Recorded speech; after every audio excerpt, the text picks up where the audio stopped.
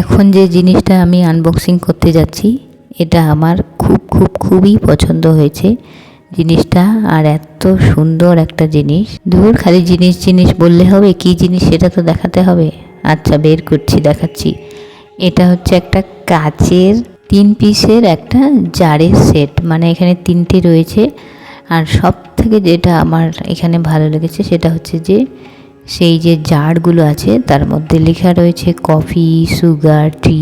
এই জিনিসটা আমার সব থেকে বেস্ট লেগেছে, কারণ বাড়িতে যখন একজন থাকে তখন তো কোনো অসুবিধা হয় না, যে একজন যখন সব কিছু রাখে সে তখন জানে যে কোথায় কী আছে।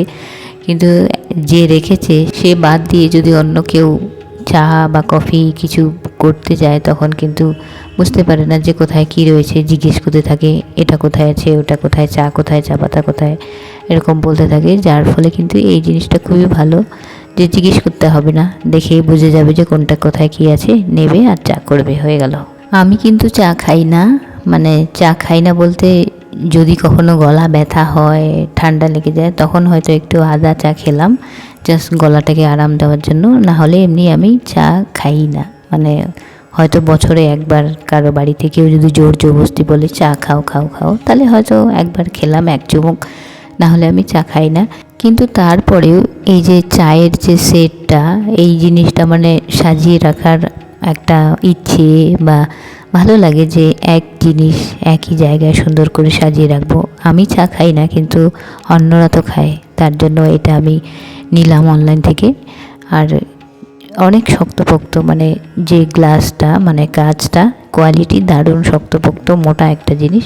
আর এই জারগুলোকে সাজিয়ে রাখার জন্য আরও একটা জিনিস আমি অর্ডার করছি, সেটাও আমি এখনই আনবক্সিং করব। তবে এই 3টে জারের মধ্যে কিন্তু চিনির ব্যবহারটা আমাদের বাড়িতে খুব কম হয়। আমাদের বাড়িতে যারা খায়, মানে কফি খায়, নাহলে চা খায়, দার্জিলিং টি যেটা বলে, মানে এমনি জাস্ট কী বলে ওটাকে, লাল চা, সেটাই হয়। চিনি কেউ খায় না, মানে চিনি ব্যবহার হয় না। তবুও একটা হয় না যে চা, কফি, চিনি, এই জিনিসটা তো মানে সেট না। আরও কেউ অন্য কেউ যদি আমাদের বাড়িতে আসে, তারা যখন দুধ চা খাবে তখন তো চিনিটাও দিতেই হবে। আর এই জারগুলোকে রাখার জন্য আমি এই কাঠের র্যাকটা অর্ডার করেছি। আর এটা কিন্তু ভীষণ একটা ছোট, সাইজটা ভীষণ ছোট, কিন্তু ওই জারের জন্য একদম পারফেক্ট। আমি এটাকে সেট করে দেখাচ্ছি। এই ছোট জিনিসগুলোকে দেখে না সত্যি মানে কি বলবো, রান্নাবাটি খেলার মতো সেই ফিলিংসটা লাগছে।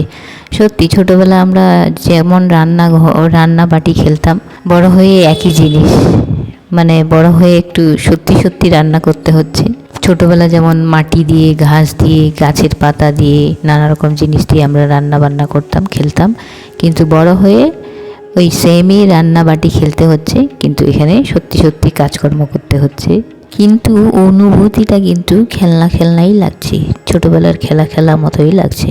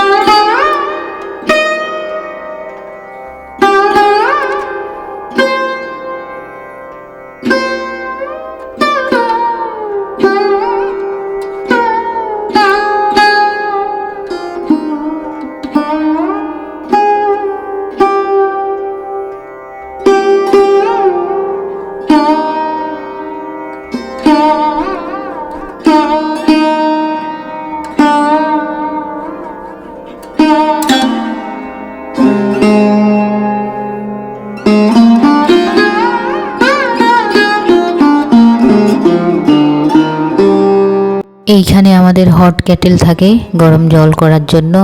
আর এই কোণাটাতে আমি এই কাঠের র্যাকটা রেখে দিলাম, আর এর মধ্যে আমি এখন রেখে দেবো সেই জারগুলো। আর এই কোণাটা এখন আমি দেখাচ্ছি কেমন লাগছে।